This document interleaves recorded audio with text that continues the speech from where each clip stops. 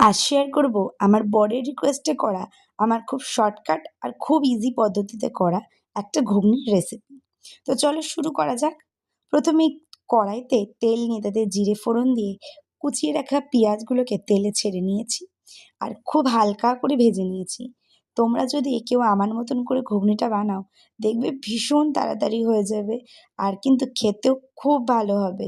বিশ্বাস করো, খেতে খুব টেস্টি হয়েছিল। তারপর আগের থেকে কেটে রাখা আলুগুলো এই কড়াইতে দিয়ে হালকা করে একটু ভেজে নেব, ওই রং না আসা অবধি।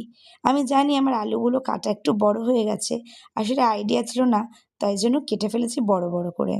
তারপরে ওটাতে দিয়ে নেব আদা, রসুন আর কাঁচা লঙ্কা পেস্ট। এই পেস্টটা আমি আগেই মিক্সিতে করে রেখেছিলাম। ঝালটা তোমরা নিজেদের অনুযায়ী দেবে।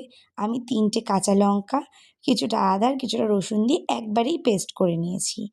আলুটা একটু ভাজা ভাজা হয়ে গেলে তাতে সামান্য হলুদ আর নুন আর একটু লাল লঙ্কার গুঁড়ো দিয়ে ভেজে নেব।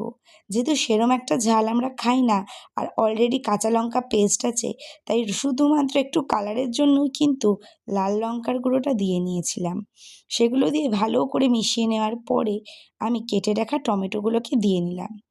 আর একটুখানি আলুগুলোকে ভেজে নেওয়ার পরে আগের থেকে আমি সকালবেলায় কিন্তু মটর ভিজিয়ে রেখেছিলাম। সেটাকে আমি প্রেসারে সিটি দিয়ে নিয়েছি। সিটি দিয়েছি ওই ৪টে মতন। ৪টেতেই আমার মটরগুলো না পুরোপুরি গলে গেছে আর না পুরো শক্ত রয়েছে। তারপর মটরগুলো দিয়ে নেওয়ার পরে একটুখানি ফুটিয়ে সামান্য একটু গরম মশলা দিয়ে নামিয়ে নিয়েছিলাম। নামানোর পরে একটা বাটিতে একটু সাজানোর জন্য আমি একটু পেঁয়াজ আর শশা কুচি কেটে রেখেছিলাম।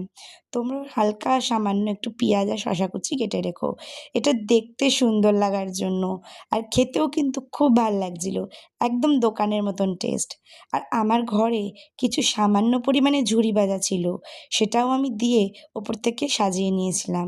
খাবার টেস্ট আর গন্ধের জন্য আমার ঘরে থাকা গন্ধরাজ লেবুর থেকে সামান্য একটু রস দিয়ে নিয়েছিলাম। তোমরাও কিন্তু অবশ্যই বাড়িতে এইভাবে বানিয়ে দেখতে পারো। এটা খেতে কিন্তু ভীষণ সুস্বাদু হয়েছিল।